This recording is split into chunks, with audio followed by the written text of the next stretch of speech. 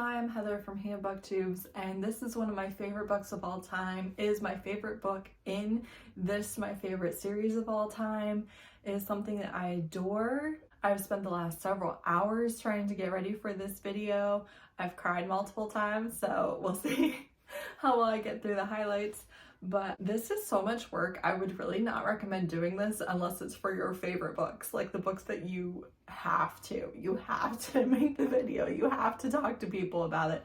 Otherwise, it's really not worth it because it's a lot of work, a lot more than the average video. So I'm going to talk about this book with no spoilers for this book or any of the series, and then I will do a spoilery discussion of this book using some of my Kindle highlights.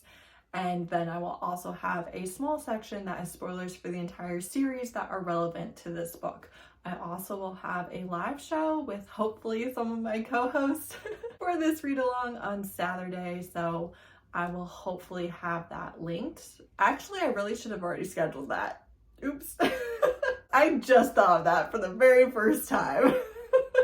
This is the third and again my favorite book in the Queen's Thief series. We start the series with the first book following a young thief and also a small band of men and boys as they go on an impossible heist. In this book and the next couple of books, the thief is not part of the narrative. We are no longer following the thief.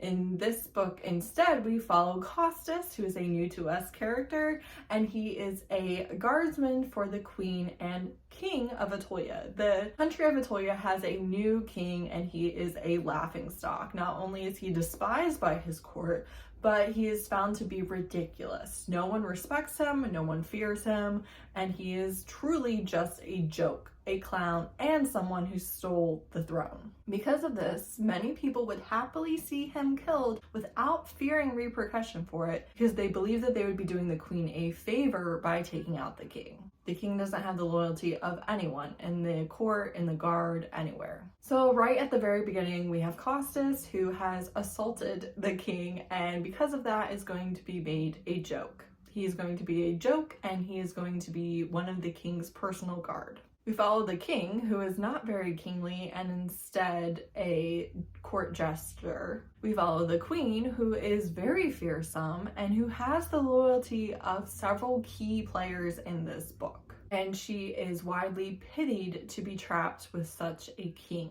We have Tellius, the captain of the guard, whose loyalty to the queen is absolute. We have Relius, the queen's spy master, whose loyalty to the queen is absolute. And we have the Baron Arondides. Although we don't really see him much on page, we are more so following his house, including his two sons. One, Dite, is fanatically loyal to the queen and is in love with her. Everyone knows that. And the other, whom I don't know how to pronounce, but I'm going to call Sejanus for this, is using his place as one of the king's attendants to wreak havoc, specifically on the king. This whole book is brought to us by Costas, who is someone who knows that he is out of the depth. He doesn't know the political players, but he is a pawn that can be used by any of them, and he really doesn't have the power or the position to push back on that. And he's in this position specifically because he despised the king so much that he forgot for a moment that he was king and physically assaulted him. That's really all I can tell you about this book without spoilers for the series. I was actually able to tell you a little bit more about this one because so many of the characters are new to us, so it doesn't spoil the outcome of any of the first two books because our main character for them is not quite so prevalent here. If you're watching this for the spoiler-free section only, I'm not exactly sure why, but if you are, I would love for you to read this series. It is a political fantasy. The political court intrigue and the battle between the characters is well and truly the point of the series. They are pushing back against colonization, and they cannot do that because they all hate each other. So how are they going to unite against an empire? There's no magic. There's a lot of reveals. In many ways, it is a slow-moving, political, young adult fantasy, and I would give my life for these characters.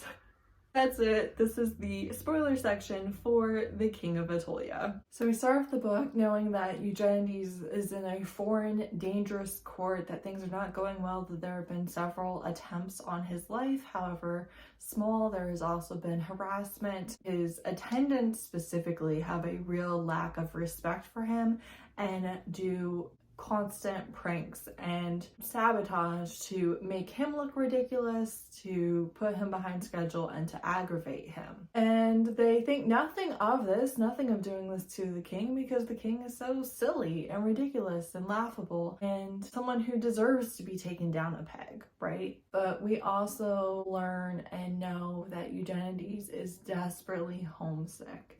He is homesick for a country and a home that he is never going to be able to return to, because he loved the Queen of Attolia.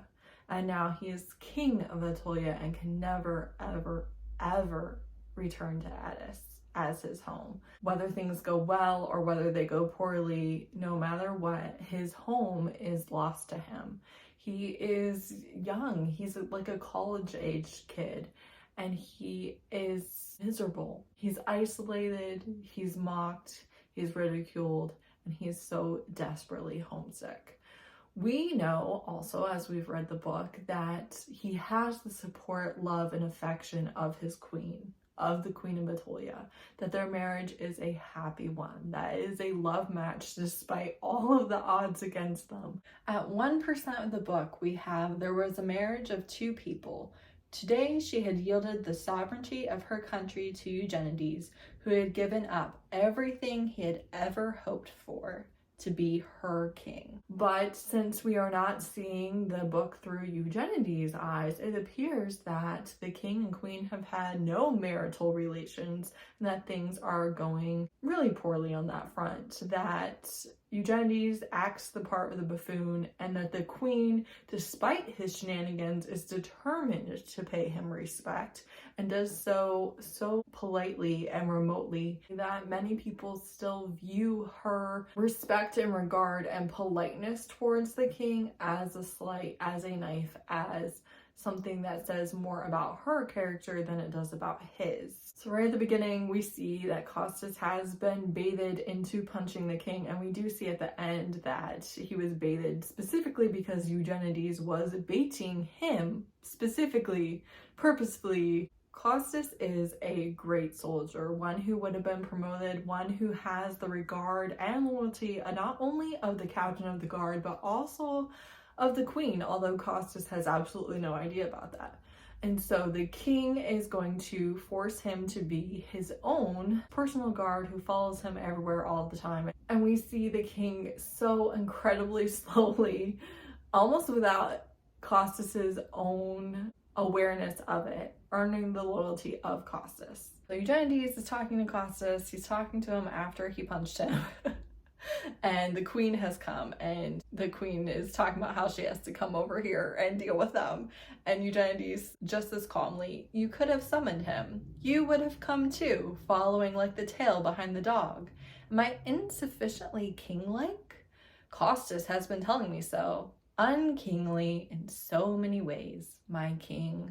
Not the least of which is listening to your guard tell you so. Your guard, said the king. Your guard, insisted the queen. Then how do you explain the sand in my food, the snakes in my bed, the persistent little shoves between my shoulder blades whenever I'm at the top of a long flight of stairs? A snake, repeated the queen. A black one, a friendly one. Costas had never heard anything like the silence that followed. Why didn't you say something sooner? Attolia demanded of the king. The king answered, speaking slowly, because I had not yet been knocked down by a member of my own guard. So a bargain, suggested the king. Tullius, I give you Costas's life, and you start doing your job. We see that Eugenides is in a very difficult spot, right? He loves the queen. His loyalty is to the queen. He knows that Tullius is so incredibly important to her safety, to her well-being, that the queen genuinely cares for him, and that his loyalty to the queen is exactly what Eugenides would want him for. But Tullius does not have any loyalty to the king. He's honestly trying to look for a way to get rid of the king without upsetting the queen. And Tullius is not doing his job. He is not having the Queen's Guard, the King's Guard, he's not having them protect the king. Only in the most basic sense of the term are they doing their duties, right? They are not actively seeking to protect the king from anything. You also have Relius, the Queen's spy master, who again, his loyalty is to Tullius and to the Queen. Absolutely. Both. Would not believe the king no matter what he did, right? If he was kind to them, if he was cruel to them, no matter what he does, there is no way for him to earn the loyalty of these men. They view him as a viper. Their loyalty is to the queen and to her continued well-being, whether that is with her permission or not, whether that is the path that she wants or not. So because he is so reviled and because he is such a silly little goose, he needs to earn the loyalty of these men without in any way harming the queen, shaking their faith in the queen, shaking their loyalty in the queen. He has an impossible task ahead of him, despite the fact that all three of them are so steadfastly loyal to the same person.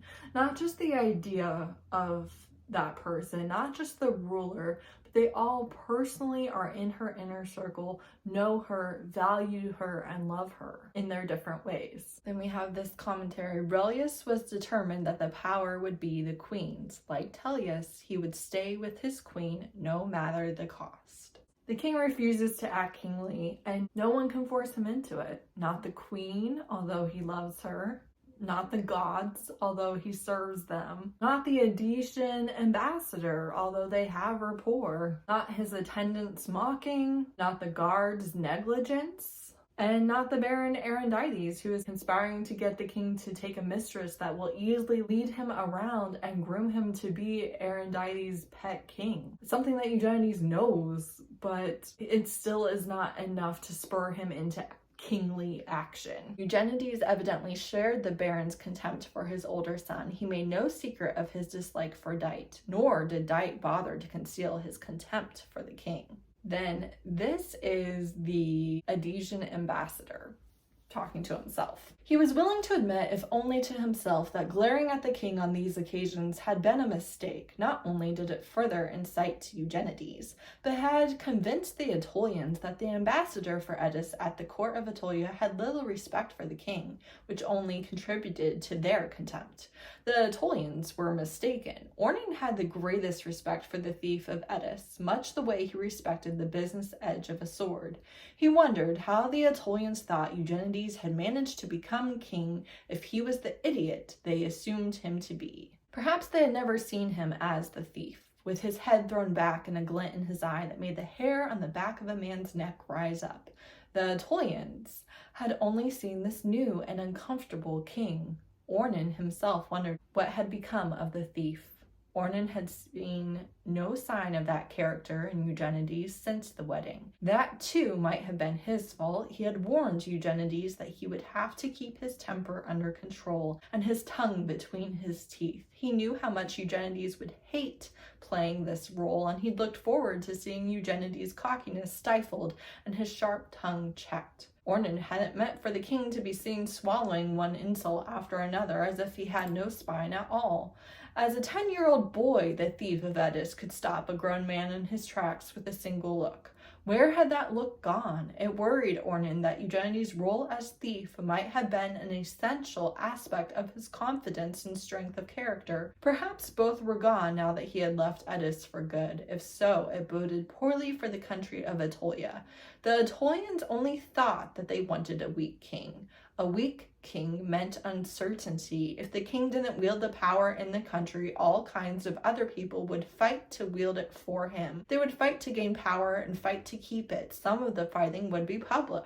With rebellions and civil wars, more of the fighting would be secret, with poisonings and political murders. Unless the queen continued to hold power, it would be an ugly future for her nation. Ornan looked at the queen. Perhaps she would continue to rule as sovereign. No one would have anticipated her power when she had first taken the throne. And then this is talking about when the Medes come. When they did, the state of Attolia would have to be united in opposing them. The queen could command her barons, but not unite them. There was too much bloody history between her and too many of her barons. For the same reason, no one of the barons could have become king. They needed a neutral person to take the throne, Eugenides. And someone publicly insults Eugenides, and he threatens to kill them. Says, "Oh, the trip would be quicker than you think," said the king pleasantly. "Most of my male cousins are dead, obviously in the war with Attolia." The king said nothing. He met Ornan's worried look from across the tables and returned with a widening smile that Ornan knew well. Eugenides was angry and pleased to be so. Leisurely, he reached for his wine glass and drained the little wine that was in it. "Take mine," the queen said. "No fear of that, my dear one." The strange moment had passed. Once again, the Attolians had seen that the king was nothing more than a clown. Ornan was staring at his plate, relieved and angry at the same time, wishing that the Attolians could know how close they had come to disaster, and grateful that they didn't. He looked across the tables at the young man whose insult had roused the danger. That one, he thought, looking at the courtier's white face, had looked Eugenides in the eye. He knew how near disaster he had been. For a long time he lay in his bed thinking. Clearly he had been a fool not to realize that the king might be inept and inexperienced and still be dangerous. A greater fool to take Baron Arondile's suggestion that the queen might be distracted by her new marriage. Then they have the dance scene where if people were paying attention, they would have seen a supposedly inept king one-handedly do an impossibly fast dance while simultaneously taking the hairpins out of his queen's hair, and his queen enjoying it. Jenhen returned to the throne and settled onto it looking smug. Frezine, leaving with the queen, heard Elia murmur under her breath, "Well, that was revealing. Only to those with eyes to see," murmured Frezine. And Eugenides and Dite have it out, and by the day's end, the entire palace knew of Dite's defection to the king's support.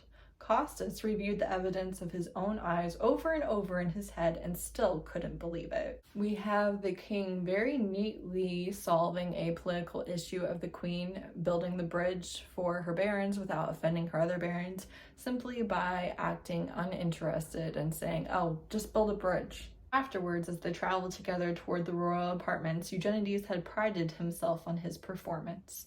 "Very clever," the queen had said dryly.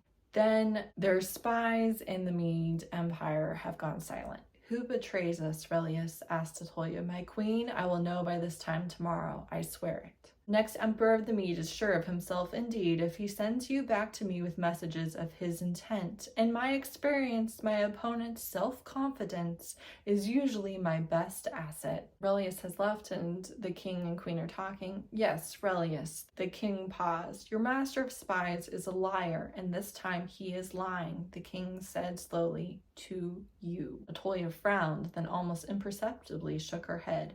"Have him arrested," said the king. After another pause, he added unequivocally, "now." Relius had accidentally betrayed the queen and was going to kill himself, and Jen had figured it out, so he's taken and interrogated. Tullius believes that he's next on the hit list for Eugenides to kill and get rid of. Then we see the king going to the temple to get an answer, and the oracle saying, "You don't need an answer, the gods aren't going to give you an answer," and then just ripping up his leather, so the only thing that left was Attolis, which would be him. "Your answer," said the priestess. The king crumpled the paper in his fist and threw it on the ground. Without a word, he stalked away. So we know that the gods have told Jen that his destiny, the thing that he can do to help, the answer is to be the king of Attolia, despite his attempts to still not have to be this final solution. And this is also where Costas realizes how homesick the king is and that he is being pumped for information, and for information that he doesn't realize is relevant because the players are outplaying him. He is out of his depth. Then he's talking to his friend about the marriage of the thief of Eddis to the queen of Attolia.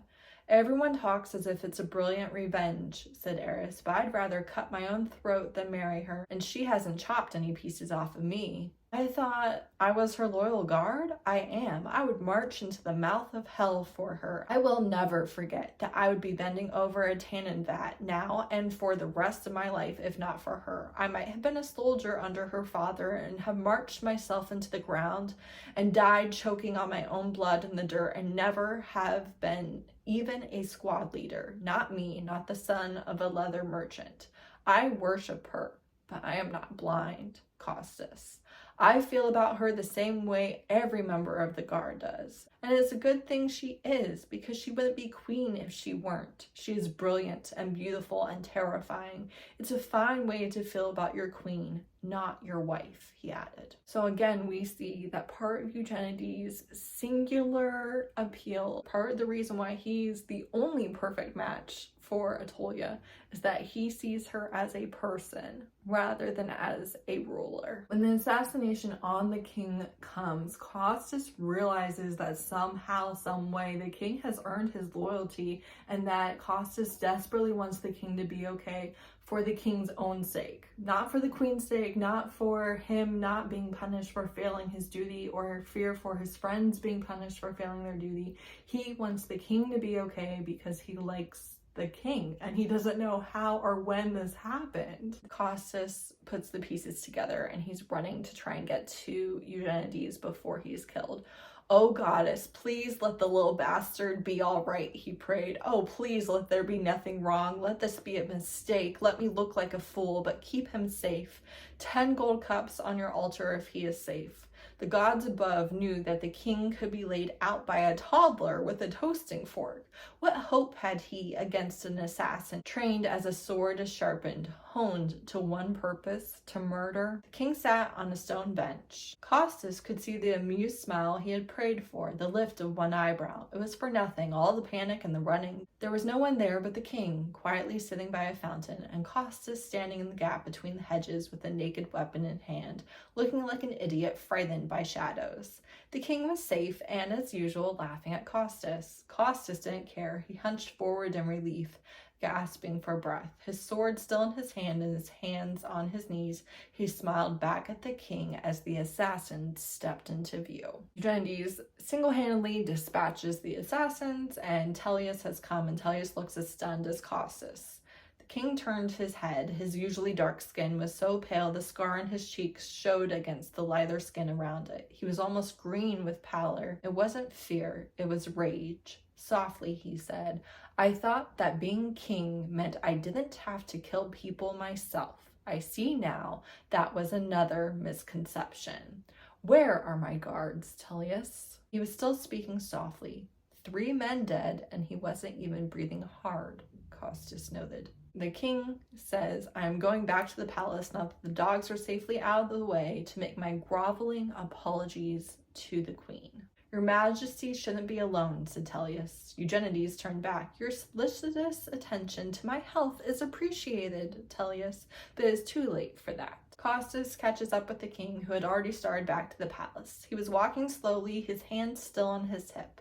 Costas had never seen him so dignified. His stately dignity faded a little when they got close enough to hear the curses he muttered under his breath. He was less inventive than usual. There was no understanding him, but Costas knew he would march into hell for this fathomless king as he would for his queen, so long, he worried, as they didn't order him in opposite directions at the same time. What he would do when that happened, Costas couldn't guess. So Costas still does not realize that loyalty to one is loyalty to both. I'll get them, Costas said simply. Costas, I'm speechless. Not noticeably, your majesty. Anxious to get rid of me? Why can't you act like a proper king? Costas hissed in his ear. So Costas has clearly gotten comfortable. The king lifted a hand to her cheek and kissed her. It was not a kiss between strangers, not even a kiss between a bride and a groom. It was a kiss between a man and his wife. And when it was over, the king closed his eyes and rested his forehead against the hollow of the queen's shoulder, like a man seeking respite, like a man reaching home at the end of the day. I didn't have the garden searched, he said. I'm sorry. I'm sorry if I startled you, said Attolia. You didn't startle me, said Eugenides. You scared the hell out of me. Attolia's lips pressed together. You needn't admit it out loud, she reproved. Are you badly hurt? "Hideously," said the king, without sounding injured at all. "I am disemboweled. My insides may in an instant become my outsides as I stand here before you, and no one will even know this." He reached up again to touch her face, trying to wipe away the bloody fingerprints he had left. She signaled to a guard lift him. "I think I will walk," said the king. As they reached the final set of stairs, he'd let his guards carry him. He'd accused them of laziness for not offering sooner. Even the king was quiet, exhausted, relieved. He lay boneless and silent, his hand clutching the fabric of his shirt, slipped down to his side, revealing what the careful bunching of the cloth had concealed. The tunic had been split by a knife stroke from one side to the other as the edges of the fabric separated. Those by the bed realized how much blood had been soaking unseen into the waist of the king's trousers. The wound wasn't a simple nick in the king's side. He should have said something. Why hadn't he? Costas wondered. In fact, the king had. He had complained at every step all the way across the palace, and they'd ignored it. If he'd been stoic and denied the pain, the entire palace would have been in a panic already, and Indonesian soldiers on the move. He'd meant to deceive them, and he'd succeeded. Costas watched his face, seeing him look anxiously around the room until his eyes fixed on someone by the door. Costas knew that he hadn't been trying to deceive the palace or calm the Indonesians. He hardly cared if the palace was in a panic.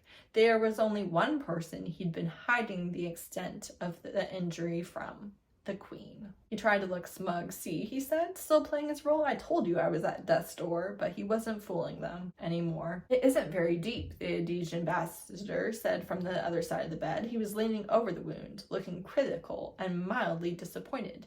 Eugenides didn't miss a beat. His head whipped around. "It is too deep," he insisted, outraged. The attendants looked shocked and then amused. "Your Majesty," Ornan said in supercilious tones, "I've seen you get deeper scratches with a cloak pin." "Damned clumsy with a cloak pin," one of the attendants muttered. "I wasn't using it on myself," the king snapped. He turned back to the ambassador. "I was enjoying that little moment of horrified attention, Ornan. Forgive me, Your Majesty." Then the doctor has come and is working on him. "It hurts, you blood-sucking leech. I didn't leave that torturing bastard Whalen in the mountains so that you could take his place. It doesn't feel like a needle. It feels like you spent too much time working on people who don't pay you and should. Ow, ow, ow!" Costas closed his eyes, appalled. The king couldn't lie on a deathbed with a sense of dignity. The attendants were all on the verge of breaking into laughter, and the king, far from minding, was enjoying every minute of it. Ornan spoke firmly from behind the doctor. "Your Majesty is upsetting his physician." The ambassador stepped closer to the bed. He and the king locked gazes. Eugenides looked away. "Oh, very well," he said sulkily. King was silent. The doctor looked up momentarily in astonishment, but returned to his work, eager to finish before this reprieve passed. The king lay still and made no sound. There were 3 people between Costas and the queen. Costas knocked all 3 of them aside like pegs in a counting game and dropped to his knees in time to catch the queen as she collapsed into his outspread arms. He'd seen her, white as wax, from the corner of his eye, and seeing her waver, had known she was fainting, but too late to do anything but catch her. "The queen!" someone shouted in alarm, and the king erupted like a wild animal caught in a snare. Ornan stepped into the space he had left by the king's bed. He splayed his hand across the king's face, because the king is tossing several men off of him, and slammed his head back hard against the pillow. And keeping his hand planted on the king's face, he leaned over and roared into his ear, "The queen is fine." Eugenides was still. The men around the bed froze as well. "Irene," the king called. "She fainted, that's all." Costas looked down at the woman in his arms. She had a name. She was Irene. He never thought of her of having any name except Attolia, but of course she was a person as well as queen. "Upset at the sight of blood," he said. "Not my wife, Ornan." "Your blood," the ambassador pointed out. "Get on with it," said the king. He hardly seemed to notice when the stitching began. He looked toward the doorway, toward the queen, but spoke to the Indonesian ambassador.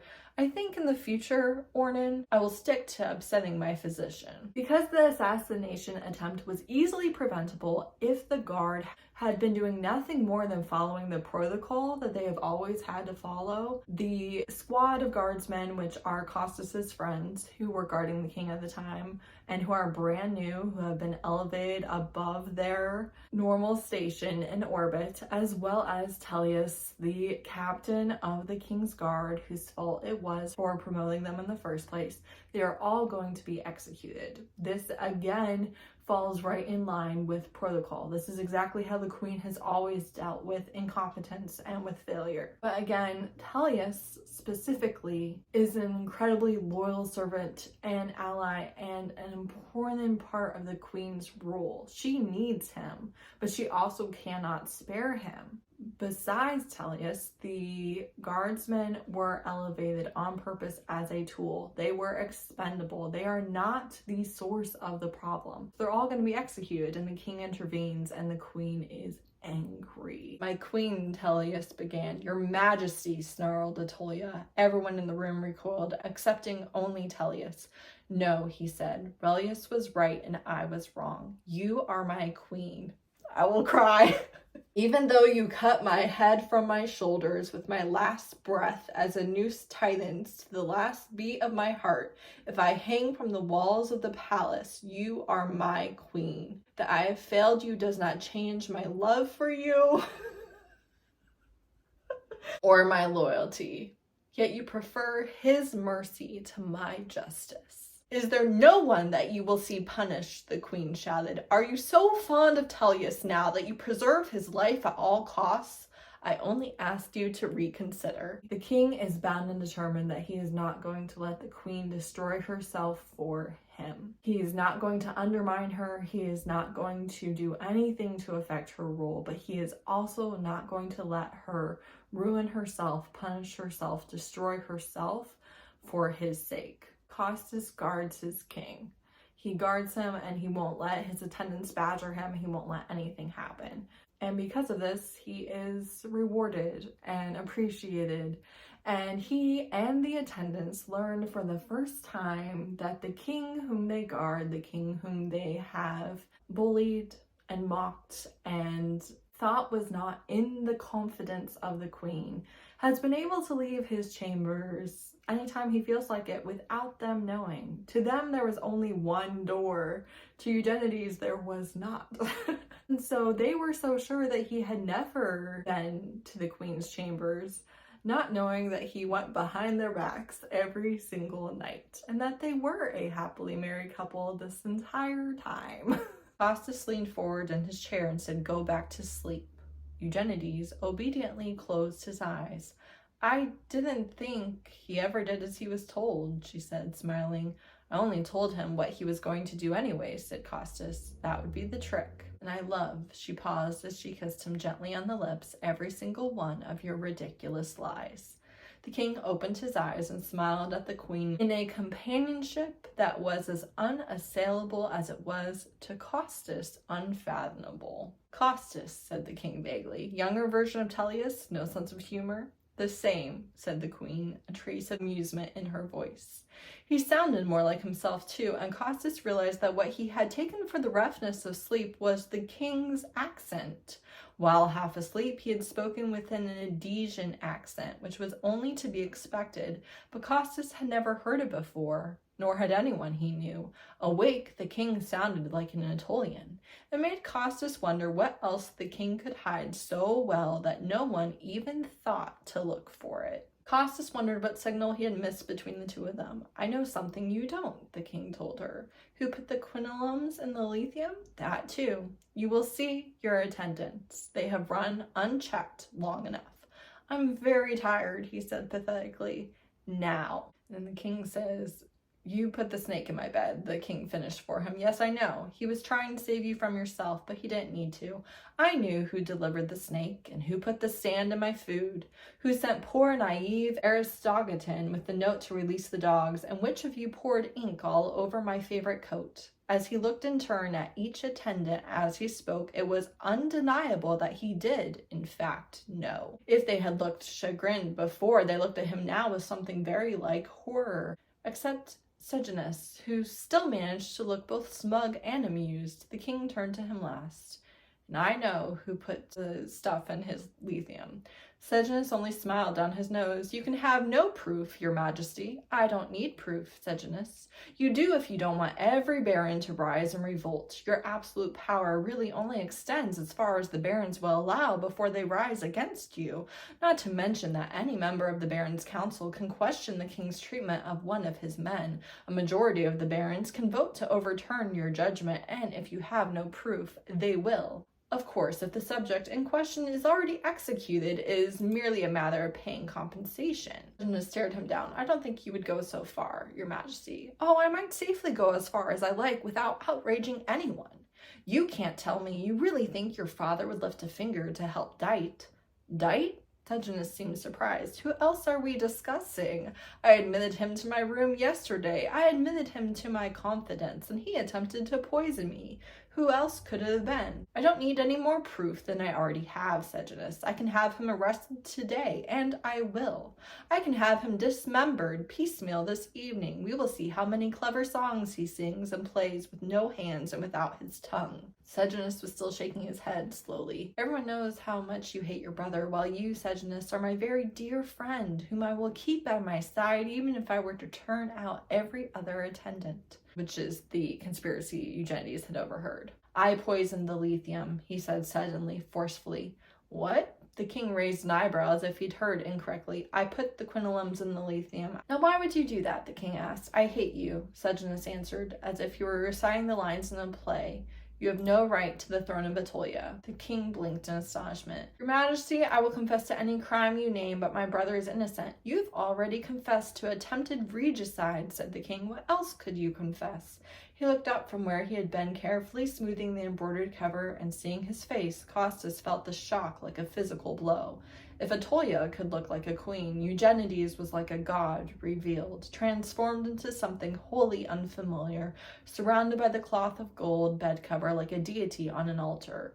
Passionless and calculating. Do you think I intend to leave your father an heir? So piece by piece did the king hammer out the enormity of the disaster Sejanus had precipitated on his house. Your father disinherited your sister and all children of hers when she married against his wishes. He did it formally. That's why he couldn't disinherit Dite. A wise man doesn't leave himself with only one heir. He had to keep Dite. Also, there was a chance that Dite might succeed with the queen and marry her. What a coup that would have been for the house of Arandites. But Dite didn't succeed. I married the queen. Poor, useless Dite. Now your father loses both of you together. He could get rid of your mother, remarry, and get himself another heir, but he doesn't need a baby. He needs a full-grown heir who can fend for himself and support his father. You have no evidence against Dite. I won't give you any. And my barons might not like evidence dragged out of your screaming mouth, the king asked. I will retract my confession. I can deny that I ever made it. You have a point, but I have one too. I have many of them, sons and nephews of barons, all standing here on the verge of being banished for what even your most sensitive barons would agree is egregious misbehavior. How ironic that they have been forced into this compromising position by you. I actually think that this is one of the best reveals of the book, that it wasn't that Eugenides didn't care about the pranks and the mistreatment. It wasn't that he couldn't stop it. It was literally the rope that he was allowing them to hang themselves with. He waved at the attendants. Do you think they will lie for you, Sejanus? They may not like me, but they hate you by now, and their families hate your father. He has bribed, bartered, and blackmailed his way to the power, but mostly blackmailed. No single baron can risk offending him, but now they won't have to.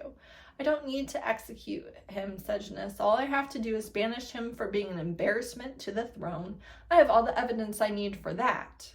That stupid song, thought Costas. What would be the point of an heir who cannot manage the family from exile? Your father will instantly disinherit him and pick another heir. Only, if a man chooses someone not his own offspring as heir, he must obtain the approval of the throne. My approval. If we cannot agree and your father dies without an heir, the entire state reverts to the throne. I will choose an heir for him. House of Arandites, he promised, will not survive. It isn't revenge, Sejanus said, this new incarnation of the king. I wouldn't destroy an entire house to destroy one man, but I would destroy a man to destroy a house. Your brother will be exiled, your house will fall, not because I happen to hate you, but because Arandides controls more land and more men than any 4 other barons stacked together, and has proved to be dangerous over and over. Its very existence is a threat to the throne. It will not survive. 98 days, said the queen, folding her hands in her lap. You said it would take 6 months. I like to give myself a margin when I can. I didn't believe you, the queen admitted with a delicate smile. Now you know better, the king smiled back. They might as well have been alone. The king's attendants remained, digesting the fact that their helpless, inept king had promised his wife to destroy the house of Arandides in 6 months and had done it in 98 days. I'm always surprised that this takes place at 55% into the book. I always think of this as the end of the book, but it's not. Now he's talking to Dite. I didn't, Dite protested. No, said the king. I did. Why? Dite asked helplessly. Why? I didn't drink any of the filthy stuff, the king snapped. Dite, I don't need quinolams to give me nightmares. They come on their own. The gods send them to keep me humble. There was no stroke of humility about him, and if Costas had ever wished to see him look more like a king, his wish was answered. Dite says he doesn't know why the king should apologize. Because I'm exiling you, Dite. I intend to raise your patrimony and salt its earth. You emphatically do not need to thank me. Never said why Sejanus would want you dead. The king looked sad then and answered gently, For your sake, Dite. Dite's head came up. Brotherly love, the king shrugged. Queen was listening, and Dite has left. If he considers my court a cesspit, I wonder why he has remained here so long. He was in love, the king explained. With whom? Attolia asked. The king laughed. You. She said nothing, but her cheeks grew pink as she sat in a chair near the bed. That is a joke, she asked at last. The entire court knew that Arandides' older son was in love with the queen.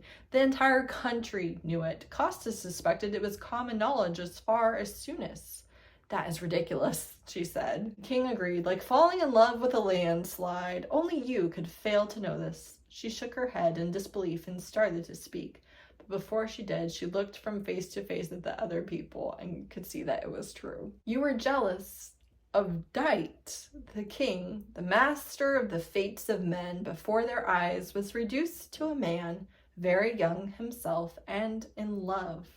Picking again at the coverlet, he answered with his eyes cast down wildly. Her shoulders shook slightly as she laughed. I shall throw something at you, the king warned loftily. You are embarrassing me in front of my attendants. The queen lifted her head. She was almost serene. As if you cared. As if you cared. If the attendants had felt chagrined, horrified, or foolish before, they were now feeling very, very small. Queen tells him to stay in bed. He gets ready. One of the attendants protested naively. You said you were going to rest. The king only flicked a glance in his direction. I lied. So far today, I have pardoned people I would have preferred to exile. Exiled the only member of this court that I like, and imprisoned for life a man I would have preferred to execute. I'm going to the palace prison to indulge myself. I think I deserve it. You may stay here. So, Aurelius, he said finally, are you ready to discuss the resources of your queen? It was a curious question, like an echo without a source, as if Aurelius had once asked the king the same question, and the king was casting it back to him. Costas felt a chill travel down his spine. Does she know that you came back to question me after she left? Aurelius had questioned the king when he had been a prisoner of Attolia. Aurelius had pressed him for information about the Queen of Elis. This is Aurelius speaking. Do you think I didn't know from the very beginning that this is where I must end? Would you have served her if you did? The king asked. Gladly, snarled the secretary. The king said confidently, you must hate her now. If I were here for 50 years, he said, gasping, and she released me, I would crawl, if that was all I could do, to her feet to serve her. So you would serve her still? Yes, so would I. He spoke so quietly that Costas had to strain to hear the words. It was too much for Aurelius to take in. He only stared. Then he gets in the big screaming match with Tullius. This is Costas. He had raced to the king in the gardens before he knew that Eugenides was more than he appeared, and before he knew that the queen loved him. What had shifted his opinion of the king? It might have been Costas's suspicions of Sejanus, but he thought it was more likely the king's tears and the realization that the king, no matter how obnoxious, suffered just like any other man from teasing without mercy, from isolation, from homesickness. The queen and Ornan were there. What he tolerates, he does so for your sake, your majesty. What you are saying, ambassador, is that he can be led, not driven. The queen's voice was chilly.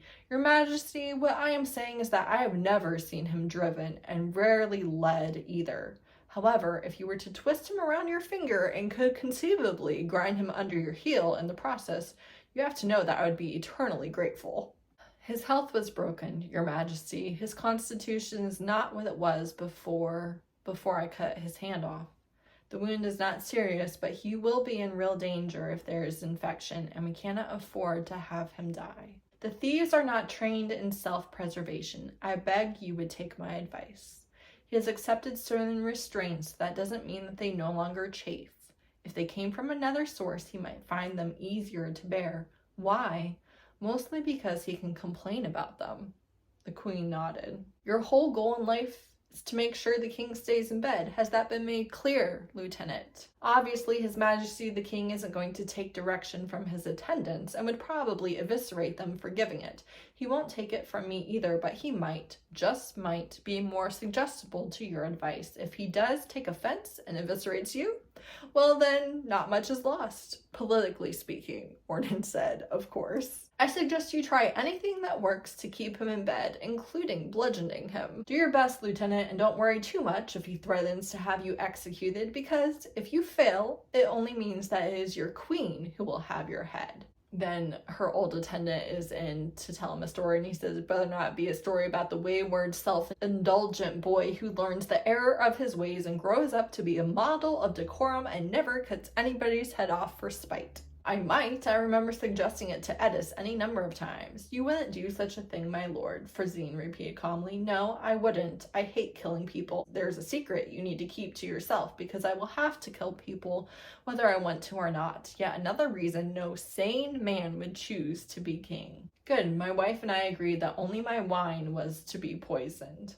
The risk that you take is too great, Relius said, and you gain nothing by pardoning me. The greatest risk was to the queen, and the risk lay in your death, not your pardon. Relius puzzled over this, and the king gave in to exasperation. You don't know what I mean. She is so strong, and you assume that strength has no end, no breaking point. You and Tullius are among the few she still trusts enough to love.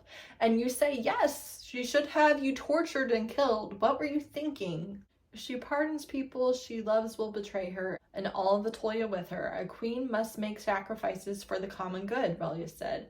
And if what she sacrifices is her heart, giving it up piece by piece, what will you have then, Relius, but a heartless ruler? And what becomes of the common good then? The queen could never be heartless. No, said the king, she would die herself.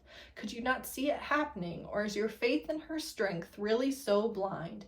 Everyone has a breaking point, yet you never stop demanding more of her. I thought we found your breaking point. Eugenides winced, but he responded with a self-deprecating noise. Ornan, who almost always has something to say, says that we have flash points instead, like gunpowder. That's what makes us dangerous. The queen appeared in a doorway opposite. You're awake, he said. Frazine is not, pointed out the queen. Oh? You gave her lithium. She gave it to me first. After all of this, the Edesian princes that are stationed with the other Edesian guards come in as his nannies to keep him in bed. This is the Edesian princes talking. Will be safely posted to a distant and very invisible location far beyond the reach of his royal petulance, the king of Attolia. Jen, Alice interrupted, you've been reading since the sun came up. You're ragged and you need to rest. Eugenides glanced at Costas. Costas straightened, prepared to defend his king to the death against this huge Edesian nanny. Alice sighed wearily. Jen, go to sleep. The king grudgingly slipped down under the covers. To Costas's awed delight, the enormous Edesians actually tucked him in. This is Eugenides talking about his fight with Tullius in the dungeon. I nearly had them killed, every single one of them garroted, gutted, and dead. Costas remembered the sick look on the king's face and the sudden, long silence in the cell. Your captain too? Aulus asked. Oh, certainly. He would have been first. He pushed his hand through his hair. I told him I can do anything I want, he admitted. Ah, said Aulus. I suppose he thought that was the king of Attolia speaking. There is a guardroom, said one of the attendants pointedly as Aulus settled into a chair. There is a guardroom, your highness, I am sure you meant to say. Ornan needed someone to sit with the king and restrain him, someone who would be safe from Eugenides' retaliation. A prince of the house of Eddis would be a natural choice if there was one on hand. He called Costas his watchdog when the queen visited. The queen actually smiled at Costas, which warmed Costas right down to his toes. So it has come to Costas's attention that people think that the assassination was either faked or that he and Tullius took care of the assassins and the king is taking credit for it, and Costas is lying to cover it. He'd been nothing but blindsided by every torturous twist in his life since the thief of Eddis became king. He reminded himself that he was better off than the king's attendants, who were laughingstocks for their persisting wariness and deference to Eugenides. No one believed the warnings they'd sounded after the fall of Erandiles. If the members of the court were more cautious in dealing with the king, it was because they believed he was now the instrument of the queen. To the court, Costas had heard the king seemed as harmless as ever. Jen is still acting the buffoon? Yes, but Ornan has begun to worry more about getting what he wished for. Eugenides will be king of Attolia. And this is not happy news. King, Eddis emphasized, of Attolia. I see, said the magus. And he did. But also a committed ally, the magus pointed out. You did not release him from his oaths of loyalty to you. Eddis shook her head. The thieves never swear loyalty to any ruler of Eddis. The thieves of Eddis have always been uncomfortable allies to the throne. There is the niggling fear that if you fall out with a thief, he might see it as his right and his responsibility to remove you. There are some checks, of course. There's only ever one thief. They are prohibited from owning any property. Their training inevitably generates the isolation that makes them independent, but also keeps them from forming alliances that might become threats to the throne. Why didn't I know this? The magus asked, his sense of his own scholarship deeply offended. Eddis laughed, because no one ever talks about the thief. The magus nodded. He had registered the superstitious reluctance to discuss the thief or anything to do with the past thieves of Eddis. Eugenides has brought the queen to talk to Relius. The queen spoke at last, saying softly, I failed you, Relius. No. He lifted himself up. I failed you, he added awkwardly, your majesty. Sadly, she asked, am I no longer your queen then? Shocked, he whispered, always, breathing his soul into the word. I should have known that, she said. I should have had more hope for the future instead of recreating the past. You had no choice, Relius reminded her. So I thought that it was another necessary sacrifice like so many we have made together. I was wrong. I did trust you, Relius. All these years, I shouldn't have stopped. Perhaps we could forgive each other. The queen asked, what do you think of my king now? Is he impetuous, inexperienced, naive? She repeated his words back to him. He is young, Relius said hoarsely. I meant that for 10 years or 20, he hesitated to put his thoughts into words. Attolia understood. A golden age. Relius nodded. He doesn't see it. He doesn't want to be king. Did he say so? Relius shook his head. He hadn't needed to be told. He didn't marry you to become king. He became king because he wanted to marry you. He says he will not diminish my power or rule over my country. He intends to be a figurehead. Don't let him, Relius said. Am I not sovereign enough, Relius? No matter how securely I hold the reins of power, so long as I had no husband, my barons had to fight, afraid that someone else might seize that power. Only if they could be certain that the goal was out of their reach and out of their neighbors' reach as well would there be peace, Relius. Oh, there are stupid men among them, and a few warmongers, but mostly you and I know that they fight me because they are afraid of each other. If there were a king, secure in his power, the barons would unite. I have bought all the time I can against the coming of the Mede. If Attolia is not united when they strike again, then we are all lost. But it's not up to me alone, Relius, whether or not Eugenides will be king or just appear as one. He refuses. He refuses to either defend or assert his position. He just looks the other way and pretends he doesn't hear. He cannot be led or driven. The Adesian ambassador has tried everything, I think, including extortion, and failed. I think he is afraid. Of what? Of failing. of stealing my power from me. You would only be stronger. I know, Attolia soothed him. I did not say that I am afraid. He is, though, I think, afraid of his own desire for power. He is not unused to wielding power, but has always been in secret. I could, of course, command him to be king. He will give me anything I ask. That would only confirm your sovereignty, not his, Relius objected. So, agreed the queen. I am confident, my queen, that if you have met your match, so has he. He is stubborn, Attolia reminded him, and very strong. Surely he revealed himself in the fall of Arandiles, Relius asked. The barons have come trooping through my bedchamber to have a new look at him. And? He simpers. He preens. Relius snorted. I suppose that the barons reported that the plan must have been yours all along, that the king was your witless tool. So, the queen nodded. Relius imagined the scene the king must have enacted, no different from the scenes he himself had witnessed when the king was playing the fool. You must force him into the open, Relius warned her. She raised her head, and he was aghast to see her eyes bright with tears. I am tired of driving people and forcing them to my will. I am like a war chariot with bladed wheels, scything down those closest to me, enemies and my dearest friends alike. I failed you, my queen, Relius reminded her. You served me. I rewarded you with torture, and if not for his intervention, with death. He loves me, and I reward his love by forcing on him something he hates.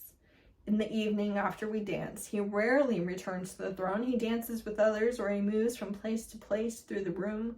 The court thinks he is trying to be gracious, sharing his attention. Only I see that he moves always toward the empty spot, and the court moves always after him. He is like a dog trying to escape its own tail. He indulged himself in one brief moment of privacy and almost died of it. Relius, he hates being king. He disagreed with his queen. The thieves of Eddis have always been set apart, your majesty. He has had very little company in his life, and he isn't used to it, but there are other words for privacy and independence.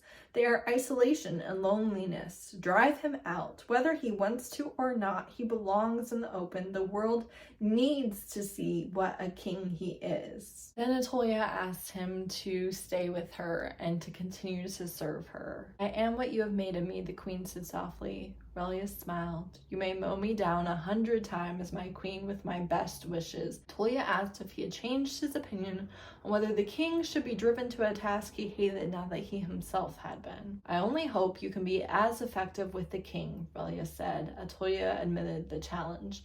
The whole Mede Empire was easier to redirect, she said. He told me that the guard should be reduced by half, and I threw an ink jar at his head. The guard, Relius said thoughtfully. Your own pet worry, said Attolia. Will you reduce it? Your barons will go on being divisive so long as Eugenides is a figurehead, and Eugenides is resisting being king. And I agreed to reduce the guard when he can have Tullius agree. Am I not right? Entirely right. Tullius won't bow to superior force. He won't bow to reason either. If Tullius thinks Eugenides is a king, it will only be because he is one. It is a brilliant strategy, my queen. The events of the state rolled on. The queen showed every sign of affection for her king. The assassins died in the queen's prison after revealing that his services had been provided to the king of Tunis by Nehuzaresh. The attendants stood listening to the muffled sounds of destruction. That they could hear anything at all was indicative of the violence of the proceedings. The person who describes this to the queen will be flayed, the king said. Our little king doesn't like people trying to assassinate him. He isn't angry because someone tried to kill him. He isn't angry because Nehuzaresh tried to kill him. He is angry because he can't go kill Nehuzaresh in return. Because he is king, agreed someone. No, not because he's king. Because he only has one hand. That's what he doesn't want the queen to hear about. Due to the events of everything, first Costas is isolated and forced to be with the king 24/7, then he is dropped like a hot potato. The king has nothing to do with him and he has fallen from grace. This makes Costas quite angry and he is not having a very good time with it, because he cannot see that it is for his own good. And in this circumstance, the attendants and guardsmen come to Costas and are like, hey, the king is up on the roof. He is drunk and we can't get him down. And if he dies, we are all gonna die. Would you please, please, please come try and get him down? which Costas does begrudgingly. Your Majesty, please get down. Why, Costas? I'm not going to fall. You're drunk. Not that drunk. Watch. He tossed the wineskin to Costas, who caught it and clutched it in horror as the king turned himself upside down and balanced on one hand on the narrow ridge of the stone. Oh my God, said Costas. Oh my God, said the king cheerfully. You want to call on the god appropriate to the occasion. My god is a god of balance and, of course, preservation of thieves, which I suppose technically I am not. He straightened up. Maybe I shouldn't push my luck. Costas, my god is not a 10 devotee to the average dozen, got a priest on every corner kind of god who is always being badgered by his worshippers. He keeps a very close eye on me, and what may look completely stupid to you is merely a demonstration of my faith. Give me back my wine. Is this a sense of humor, Costas? I do have one, Your Majesty. Good for you. The king looked at him, his eyes narrowed. I don't think I've ever heard you say that many words in a row. You sounded almost articulate. I was thinking of Nahujarush. Do you know you can't strangle a man with one hand? He said very seriously. It's probably why I've only one. It narrows one's options. I may make a poor king with one hand, but the gods know I'd be no king at all if I had two. Then he points out to Costas that there have been many attempts on Costas's life and that the king dropped him on purpose to try and save him. How do you know? I'm omniscient. I know everything. Or at least I did before I had to tow 4 attendants, a squad of guards, a guard leader, and a stray lieutenant around behind me wherever I go. To be honest, the king admitted, I didn't know. You just told me. All I had was an educated guess because it's a fairly common form of assassination. There's the true course of political savvy for you. Good guesses.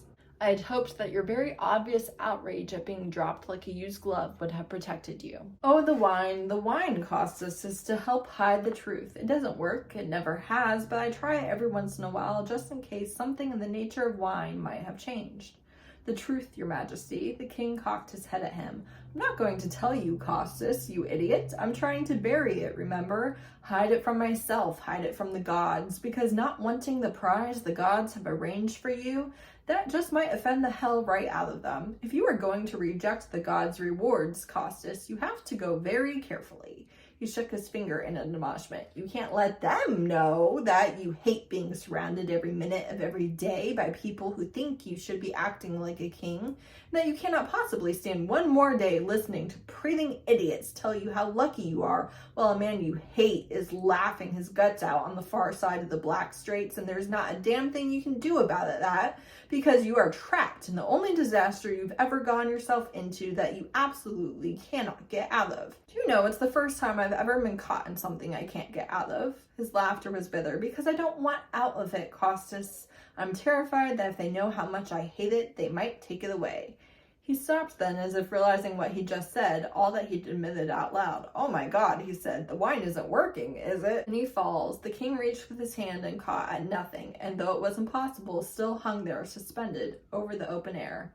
My God, the king whispered, not in prayer. And Costas heard, as clearly as he'd heard the king speaking, another voice. It said, go to bed. Safety is an illusion, Costas. A thief might fall at any time, and eventually the day must come when the god will let him.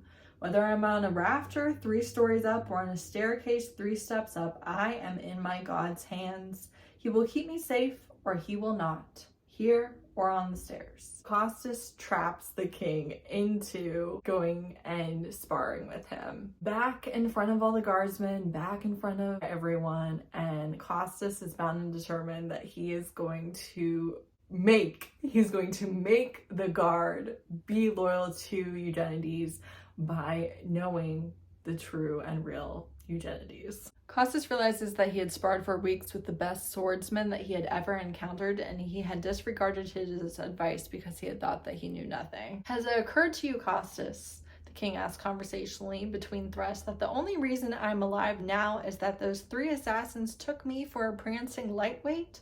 It hadn't occurred to Costas. I was supposed to have the guard to defend me then. I'm not reassured. You will, Costas insisted. Oh, said the king.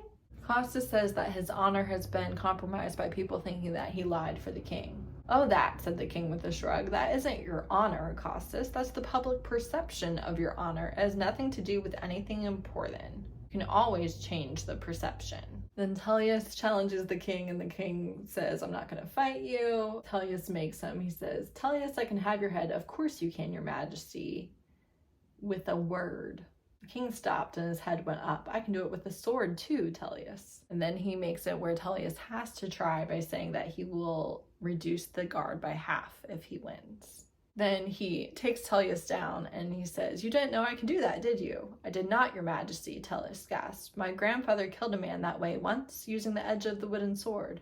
I hadn't realized that the thieves of Eddis were so warlike, and he said they aren't mostly, but like all men, Tullius, I have 2 grandfathers. One was a thief and one was a general. The essence of the practice sword is to help you acquire the use of the real sword. If you don't treat it like a real sword, your majesty, he said condescendingly, emphasizing Eugenides' foreignness. We are taught to treat a practice sword with all the respect of a real weapon. Oh, said the king, sounding amused. In Eddis, we learned to keep track of the weapons.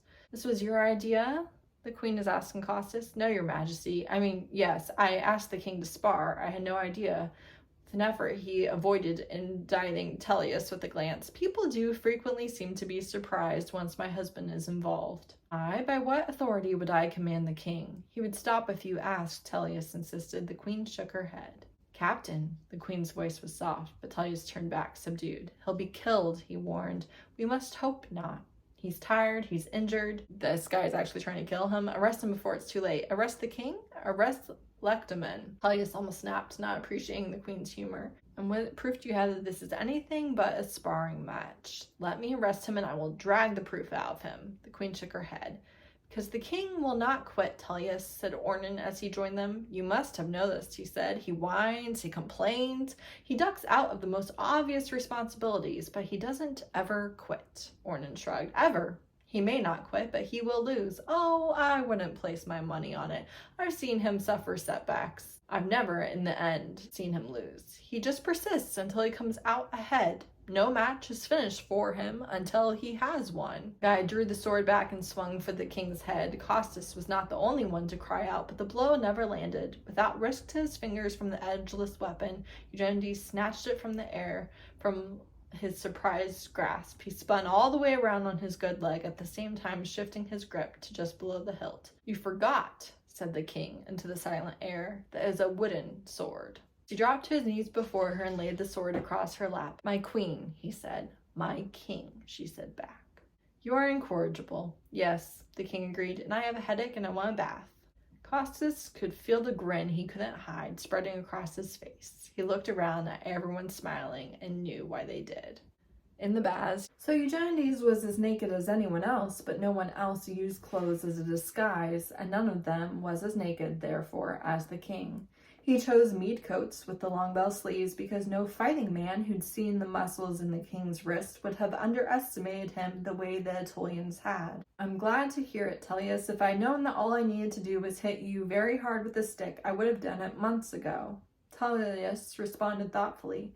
I would like to think there was more to this morning than getting hit in the neck with a practice sword. He looked gravely at the king. It isn't an easy thing to give your loyalty to someone you don't know, especially when that person chooses to reveal nothing of himself. For what was done, and not well done, I apologize, Tullius. No matter, your majesty, you are revealed at last. The king looked down at his nakedness and back at the captain. Was that a joke? He asked.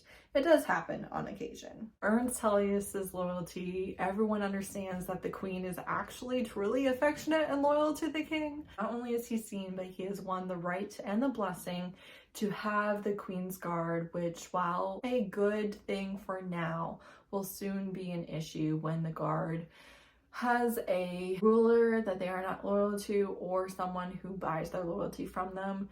They have grown too big. They can be a kingmaker, and Eugenides, who plans on having a long-running dynasty with his children and grandchildren ruling, has decided to nip the problem in the bud and make for a more prosperous and safe kingdom for his prosperity. And so we finally end this book with Eugenides as the king of Attolia.